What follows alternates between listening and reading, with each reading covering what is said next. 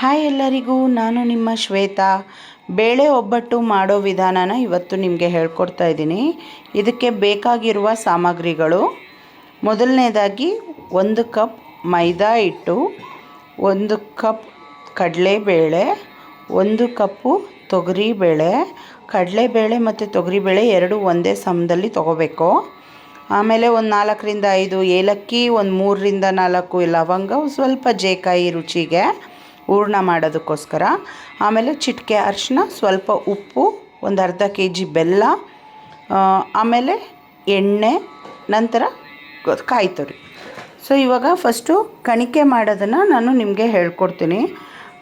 ಕಣಿಕೆ ಮಾಡಬೇಕಾದ್ರೆ 1 ಕಪ್ಪು ಮೈದಾ ಹಿಟ್ಟು ನಾವೇನು ತೊಗೊಂಡಿದ್ದೀವಲ್ಲ ಅದನ್ನು ಒಂದು ಬೌಲ್ಗೆ ಒಂದು ಪಾತ್ರೆಗೆ ಹಾಕ್ಕೊಂಡು ಅದಕ್ಕೆ ಒಂದು ಚಿಟಿಕೆ ಅರಿಶಿನ, ಸ್ವಲ್ಪ ಉಪ್ಪು ಸೇರಿಸ್ಕೋಬೇಕು ರುಚಿಗೆ. ತುಂಬ ಚೆನ್ನಾಗಿರುತ್ತೆ. ನೀವು ಫಸ್ಟೇ ಕಣಿಕೆನ ಒಂದು 2 ಅವರ್ 3 ಅವರ್ ಮುಂಚೆನೇ ಮಾಡಿ ಕಲಸಿ ಇಟ್ಕೊಳ್ಳೋದ್ರಿಂದ ನಿಮಗೆ ಅದು ನಾವು ಒಬ್ಬಟ್ಟು ಏನು ತಡ್ತೀವಲ್ಲ ಅದು ತುಂಬ ಚೆನ್ನಾಗಿ ಬರುತ್ತೆ. ಸೊ ನಾನು 2 ಅವರ್ ಮುಂಚೆನೇ ನಾನು ಕಣಿಕೆನ ರೆಡಿ ಮಾಡ್ಕೊತಾ ಇದ್ದೀನಿ. ಈಗ ಡ್ರೈಯಲ್ಲೇ ಸ್ವಲ್ಪ ಚೆನ್ನಾಗಿ ಎಲ್ಲನೂ ಮಿಕ್ಸ್ ಮಾಡ್ಕೊಳ್ಳಿ. ನಂತರ ಸ್ವಲ್ಪನೇ ನೀರು ಹಾಕ್ಕೊಂಡು ಚೆನ್ನಾಗಿ ಕಲಿಸ್ಕೊಳ್ಳಿ. ನೀರು ಸ್ವಲ್ಪ ಚೆನ್ನಾಗೇ ಹಾಕಿ ಕಲಿಸ್ಕೊಳ್ಳಿ, ಯಾಕಂದರೆ ಜಾಸ್ತಿಯಾಗಿ ಹಾಕಿ ಕಲಿಸ್ಕೊಳ್ಳಿ. ಚಪಾತಿ ಹಿಟ್ಟು ಮಾಡ್ತಿರಲ್ಲ ಆ ಥರ ಬರಬಾರ್ದು, ಸ್ವಲ್ಪ ರೊಟ್ಟಿ ಹಿಟ್ಟಿನ ಶೈಲಿಲಿ ಕಲಿಸ್ಕೋಬೇಕದು. ಸ್ವಲ್ಪ ಚೆನ್ನಾಗಿ ನಾದ್ಕೊಳ್ಳೋದ್ರಿಂದ ನಿಮಗೆ ಚೆನ್ನಾಗಿ ಬರುತ್ತೆ. ಈ ಥರ ನೋಡಿ, ಇವಾಗ ನಾವೇನು ಕಲಿಸ್ತಾ ಇದ್ದೀವಲ್ಲ ಇಲ್ಲಿ ಇಷ್ಟು ತೆಳ್ಳಗೆ ನೀವು ಕಲಿಸ್ಕೊಂಡು ನಂತರ ಎಣ್ಣೆ ಹಾಕ್ಕೋಬೇಕು. ಎಣ್ಣೆ ಚೆನ್ನಾಗಿ ಹಾಕ್ಕೊಂಡ್ಮೇಲೆ ಅದನ್ನು ಇನ್ನೂ ಚೆನ್ನಾಗಿ ನಾದಬೇಕು. ಒಂದು 2ರಿಂದ 4 ನಿಮಿಷ ನಾದಿ ಎಣ್ಣೆ ಬಿಟ್ಕೊಳ್ಳೋ ತನಕ ಚೆನ್ನಾಗಿ ಕಲಿಸ್ಕೊಳ್ಳಿ. ಅದನ್ನು ಚೆನ್ನಾಗಿ ನಾದ್ಕೊಳ್ಳೋದ್ರಿಂದ ಅದು ಬ್ಲೆಂಡ್ ಆಗುತ್ತೆ. ಬ್ಲೆಂಡ್ ಆಗೋದ್ರಿಂದ ಏನಾಗುತ್ತೆ, ಎಳೆಯೋದಕ್ಕೆ ಒಬ್ಬಟ್ಟು ನಾವೇನು ಮಾಡ್ತೀವಲ್ಲ ತಡ್ತೀವಲ್ಲ ಆಗ ತುಂಬ ಚೆನ್ನಾಗಿ ಬರುತ್ತೆ ಅದು. ನೋಡಿ ಈ ಥರ ಚೆನ್ನಾಗಿ ಇನ್ನೂ ಸ್ವಲ್ಪ ಎಣ್ಣೆ ಹಾಕ್ಕೋಬೇಕು. ಇನ್ನೊಂದು ಸ್ವಲ್ಪ ಎಣ್ಣೆ ಹಾಕ್ಕೊಳ್ಳಿ. ಎಣ್ಣೆ ಹಾಕ್ಕೊಂಡು ಚೆನ್ನಾಗಿ ನಾದ್ಕೊಳ್ಳಿ. ಎಣ್ಣೆ ಬಿಟ್ಕೊಳ್ಳೋ ಗಂಟ ನಾದ್ತಾ ಇರಬೇಕು. ನೋಡಿ ಇಲ್ಲಿ ನಿಮಗೆ ಕಾಣಿಸ್ತಾ ಇದೆ ಎಷ್ಟು ಮೆತ್ತಗಾಗಿದೆ ಅಂತ. ಸೊ ಇವಾಗ ಇದನ್ನು ಏನು ಮಾಡಬೇಕು ಅಂದರೆ ಚೆನ್ನಾಗಿ ಕಲಿಸ್ಬಿಟ್ಟು ಒಂದು ತಟ್ಟೆ ಮುಚ್ಚಿಬಿಟ್ಟು ಸ್ವಲ್ಪ ನೆನೆಯಕ್ಕೆ ಬಿಡಬೇಕು. ಇದನ್ನು ನೆನೆಯಕ್ಕೆ ಬಿಟ್ಟಷ್ಟು ನೀವು 2ರಿಂದ 3 ಅವರ್ ನೆನೆಸಿದ್ರೆ ತುಂಬ ಚೆನ್ನಾಗಿ ಒಬ್ಬಟ್ಟು ಬರುತ್ತೆ.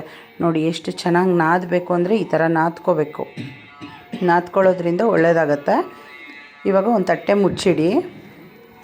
ನಂತರ ಈಗ ಹೂರಣ ಮಾಡೋದಕ್ಕೆ ಒಂದು ಕುಕ್ಕರ್ಗೆ ತೊಗರಿಬೇಳೆ, ಕಡಲೆಬೇಳೆ ಸ್ವಲ್ಪ ನೀರು ಹಾಕಿ ಚೆನ್ನಾಗಿ ತೊಳ್ಕೊಂಡು ಸ್ವಲ್ಪ ನೀರು ಹಾಕಿ ಒಂದು ವಿಸಿಲ್ ಆಗೋಷ್ಟು ಕೂಗಿಸ್ಕೋಬೇಕು. ಪೂರ್ತಿ ನುಣ್ಣಗೆ ಕೂಗಿಸ್ಕೋಬಾರ್ದು, ಒಂದು ವಿಸಿಲ್ ಆಗೋಷ್ಟು ಕೂಗಿಸ್ಕೊಂಡು ಅದನ್ನು ಬಸ್ಕೊಂಡಾದಮೇಲೆ ಅದನ್ನು ಚೆನ್ನಾಗಿ ಕಾಯಿ, ಏಲಕ್ಕಿ, ಆಮೇಲೆ ಲವಂಗ, ಜೇಕಾಯಿ ಎಲ್ಲನೂ ಹಾಕಿ ಚೆನ್ನಾಗಿ ಮಿಕ್ಸಿ ಜಾರಲ್ಲಿ ಗಟ್ಟಿಯಾಗಿ ರುಬ್ಕೋಬೇಕು. ಒಂಚೂರು ನೀರಿನ ಪ್ರಮಾಣ ಇರಬಾರ್ದು, ಚೆನ್ನಾಗಿ ರುಬ್ಕೋಬೇಕು.